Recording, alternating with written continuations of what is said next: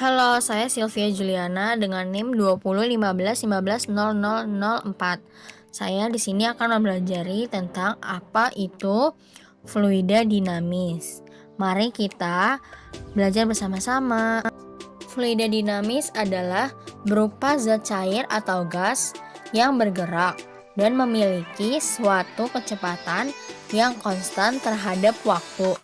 Fluida dinamis juga tidak mengalami perubahan terhadap volume, tidak kental dan tidak turbulen, dan tidak mengalami suatu perputaran. Kalau kamu melihat aliran sungai, pasti kamu akan sadar kalau air sungai sedang bergerak dari satu tempat ke tempat lainnya. Fenomena pergerakan air ini dalam fisika disebut sebagai fluida bergerak atau dinamis. Tapi fluida yang bergerak nggak cuman air doang. Angin juga termasuk fluida yang bergerak loh, dari satu tempat ke tempat lainnya. Tetapi nggak semua zat cair atau gas bisa dikatakan sebagai fluida yang bergerak. Fluida yang dinamis diasumsikan fluida tersebut bergerak dengan kecepatan konstan, volume tetap sejak awal, nggak kental, dan alirannya tidak turbulen, maka fluida tersebut bisa disebut sebagai fluida yang dinamis. Sehingga kamu bisa mengerti perbedaan-perbedaan fluida yang dinamis. Nah, selanjutnya kita akan mempelajari sifat-sifat fluida ideal dan sifat-sifat fluida sejati. Yang pertama, sifat-sifat fluida ideal yaitu ada tidak kompresibel atau tidak termampatkan, yaitu artinya tidak mengalami perubahan volume atau massa jenis ketika ditekan saat mengalir. Nah, kemudian yang kedua ada tunak atau steady, yang artinya kecepatan aliran fluida pada suatu titik mempunyai kelajuan konstan. Yang ketiga tidak kental atau non-viscous, yang artinya itu tidak mengalami gaya gesekan ketika mengalir. Yang keempat, aliran garis arus atau streamline, yang artinya fluida mengalir dalam garis lurus lengkung yang jelas ujungnya dan pangkalnya. Yang kedua, ada sifat-sifat fluida sejati. Pertama, sifat-sifatnya kompresibel, dapat termampatkan, yang artinya mengalami perubahan volume atau massa jenis ketika ditekan saat mengalir. Yang kedua, tak tunak atau non-steady, yang artinya kecepatan aliran fluida pada suatu titik mempunyai kelajuan berubah-ubah. Yang ketiga, kental atau viscous, yang artinya mengalami gaya gesekan ketika mengalir.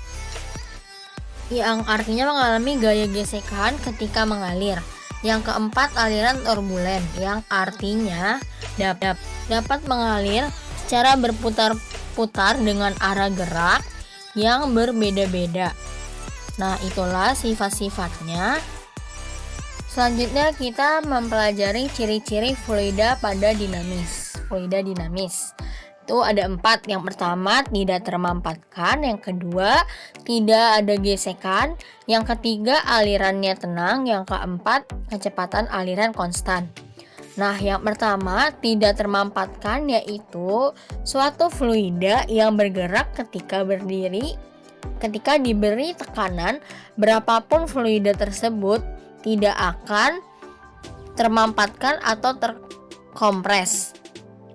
Fluida yang tidak terkompres selama bergerak disebut fluida yang dinamis. Yang kedua itu tidak ada gesekan, yang suatu fluida yang bergerak pasti bakalan mengalami gesekan dengan wadahnya kan. Nah, fluida yang dinamis dapat bergerak meskipun terjadi gesekan, dan gesekan tidak akan berpengaruh terhadap kecepatan fluida. Kalau dalam fisika biasanya menganggap bahwa gesekan dengan wadah dianggap nol atau diabaikan. Selain tidak adanya gesekan, Suatu fluida juga tidak boleh memiliki kekentalan yang cukup tinggi. Tingkat vikositas suatu fluida yang semakin tinggi bakalan mempengaruhi kecepatan dari fluida, sehingga fluida tersebut tidak akan dinamis.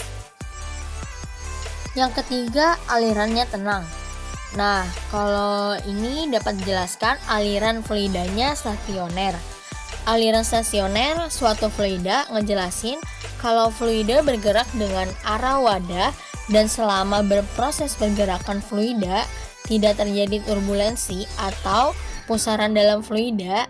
Jadi, fluida yang dinamis tidak bakalan mengalami pusaran selama proses bergeraknya. Nah, yang terakhir adalah kecepatan aliran konstan, yaitu ciri terakhir suatu fluida yang dinamis adalah kecepatan alirannya tunak atau steady state. Jadi, selama proses terjadinya pergerakan fluida, kecepatan fluida konstan terhadap waktu dan akan mengalami perubahan yang signifikan. Selanjutnya kita mempelajari jenis-jenis fluida dinamis, yaitu ada aliran laminar dan aliran turbulen. Nah, aliran laminar ini adalah aliran di mana komponen fluida dapat meluncur bersama dengan paket fluida yang berada di sebelahnya. Tetapi, setiap jalur komponen fluida itu tidak berseberangan dengan jalur lainnya. Nah, yang kedua itu aliran turbulen. Aliran di mana komponen fluida tidak dapat meluncur bersamaan dengan paket fluida yang berada di sebelahnya. Tiap jalur komponen fluida bisa berseberangan dengan jalur yang lainnya. Selanjutnya, besaran fluida dinamis. Yang pertama, debit air. Yang kedua, persamaan kontinuitas. Yang pertama, debit air. Besaran pertama adalah debit. Kalau kamu melihat fluida yang bergerak, pasti kamu bakalan berpikir berapa banyak volume fluida yang mengalir. Perbandingan antara volume fluida mengalir persatuan waktu tertentu dalam fisika disebut sebagai debit. Kamu bisa menggunakan rumus debit, yaitu Q sama dengan A dikali V. Dan Q sama dengan V besar dibagi T.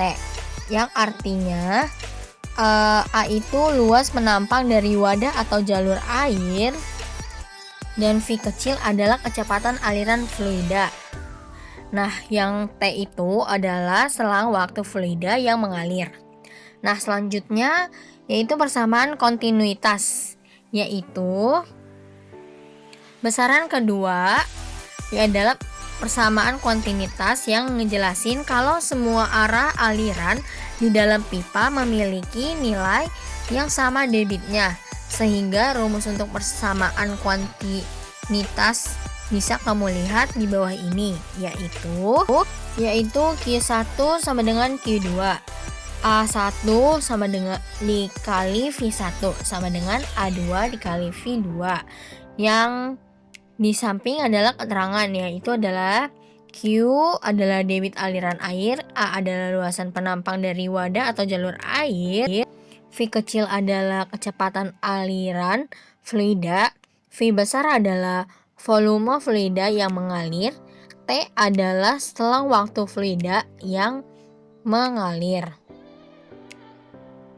Selanjutnya kita akan mempelajari contoh soal fluida dinamis, yaitu soalnya adalah Sandi sedang menyiram tanaman dengan menggunakan air selang dengan kedua ujung diameter pipa berbeda.